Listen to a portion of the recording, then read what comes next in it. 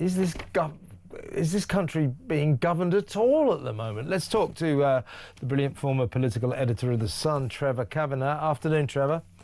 Hi, Kevin. Let's talk about the Cabinet Secretary situation first of all. Sir Chris Wormald, all these people, you've never heard of them, have you? But they're big names in the Westminster, or rather the civil service. By all accounts, a perfectly competent man. Most Cabinet Secretaries go through several Prime Ministers. It's quite a long-term job. Perfectly competent man, doing a good job by all accounts, but of course he has been tainted by what the left-wing Labour backbenchers don't like. They say, we don't like, Keir, your administration. We don't like your inner circle. So Morgan McSweeney's gone. He is chief of... this is all in the last week, by the way, since Sunday. Morgan McSweeney, as chief of staff, has gone. His communications chief, Tim Allan, has gone. These people, by the way, it's all, it's decided to move on. Oh, new opportunities. They've all been fired to save Keir Starmer's sorry backside. And now Sir Chris Wormald has been fired. This is left by mutual consent. No, he's fired. Shortest serving Cabinet Secretary ever, because the Labour backbenchers probably think he's too right-wing or something like that. Anyway, to get rid of him, the Prime Minister has seen fit to hand him he's on 220 grand a year anyway, so it's nice work if you can get it. The Prime Minister has seen fit to hand him a £250,000 plus payoff. Now, he's been sacked, dismissed. You don't give massive payoffs to people who've been dismissed. So the Prime Minister is using a large amount of taxpayers' money to sack someone just to save himself in his job, to save his own backside. I think that's a scandal. It is a scandal. The whole thing is a scandal. I mean, we seem to be watching our country being run into the ground by an incompetent Prime Minister who is Prime Minister only in name.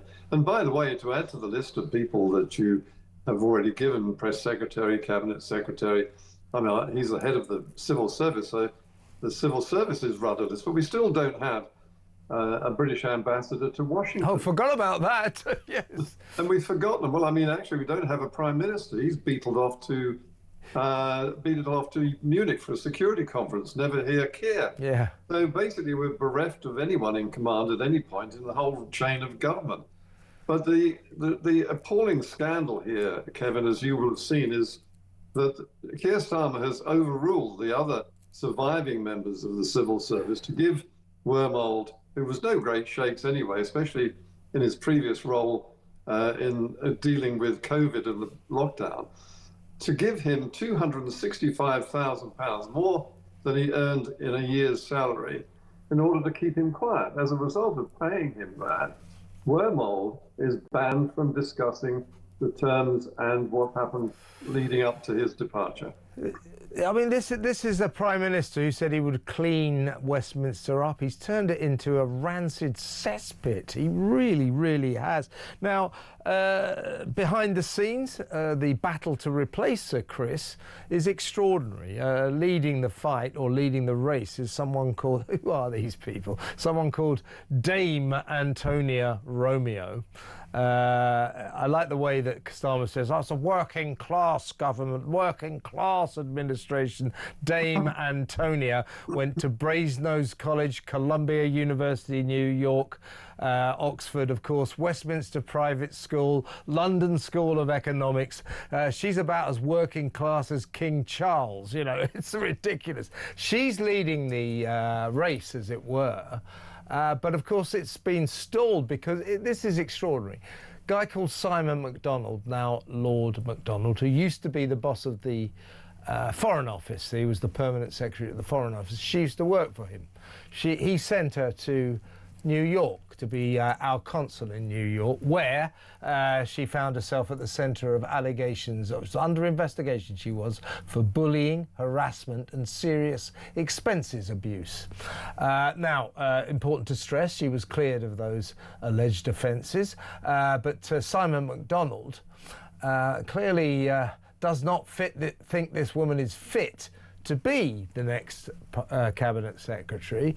So he took the extraordinary step a couple of days ago of going on to Channel 4 News to say effectively, well, Keir Starmer said, you know, he had all these due diligence problems with Peter Mandelson, you know, got in trouble because he didn't vet him properly. Well, he's not vetting this woman properly. And McDonald said, I keep offering my services to number 10 Downing Street to say I can help with the vetting system, the vetting of this woman. In other words, he doesn't think she's up to the job. He doesn't think she deserves it. But they are ignoring him. And, you know, so he said they're doing it again. It's bizarre, isn't it? Yes, it's bizarre, and it really encapsulates everything about this government, not just now, but for the last 18 months. I mean, it beggars belief in so many ways that I begin to despair when putting pen to paper to describe it.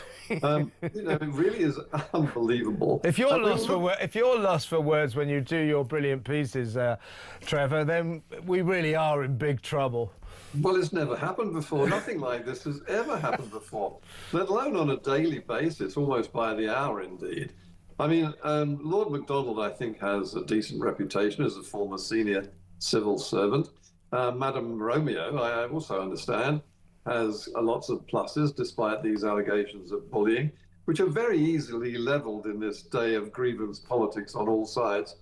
So we remain to be seen. But it's not the individuals we're talking about here. It's the process of dumping people through gossip and intrigue, or as the former head of the civil service, Sir Gus O'Donnell says, or Lord O'Donnell, in a very shabby way, which epitomises the way that the Starmer government works, which is to undermine, leak, and stain the character of people who they want to get rid of.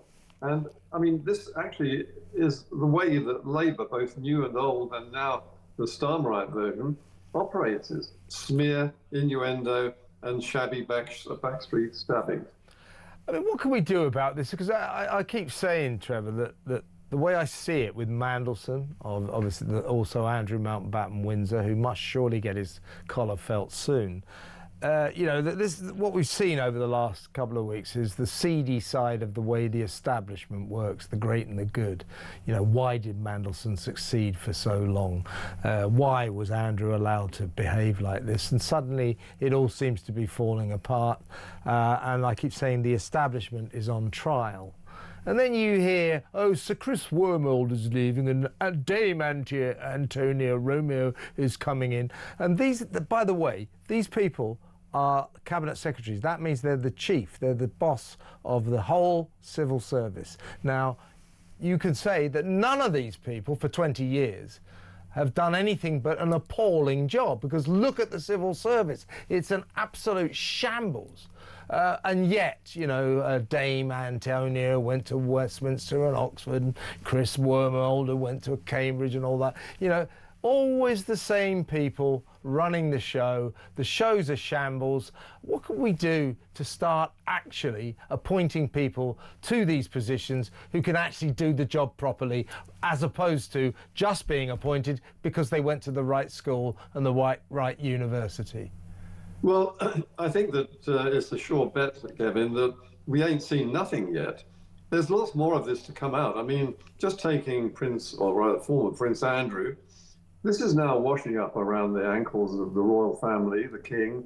Not Prince William and Kate yet. I think they're the only pristine members. But, you know, you can remember the time when we had stories about King Charles, once when he was Prince Charles, carrying away £3 million or €3 million in brand new notes in Fortnum and Mason carrier bags during a visit to Qatar. Now, he says it was all for his charities, but that's not a good look, is it? And once these things start to unravel, they keep unraveling until there's nothing left. And we may yet see Andrew in the dock, arrested and charged, and maybe in jail for misconduct in public office on a very high level. I mean, if he's been leaking very important financial and economic information to such people as the leaders of Kazakhstan, one of the most corrupt countries in Eastern Europe, and those turn out to be actual factual accusations, then he has breached almost every possible law that he could do as a trade minister. And that's going to wash around. I mean, we haven't seen the end of Mandelson. We haven't seen the end of what's going to come out from the reports on the probity of people picked for high office by the now former cabinet secretary. You know, this is just beginning, really. It's going pretty fast, but there's still plenty of mileage left. Yeah, also the royal family owe us an apology for this 12 million quid that they gave to Andrew to pay off Virginia Giuffre, because that was hush money to keep Jeffrey Epstein's sordid secrets. The royal family shouldn't be involved in that massive mistake. They owe us an apology. And I'll just give you a last update on working class, Keir Starmer's working class administration. The public school educated Brasenose College, Columbia University, LSE graduate Miss Romeo. Her full name is very working class, this. Antonia Rebecca Caroline Ankerard Catherine Rice Evans Romeo. That's salt of the earth, isn't it? Salt of the earth. Trevor, great to talk to you. Have a great weekend. Talk to you next week. Trevor Kavanagh, former political editor of The Sun.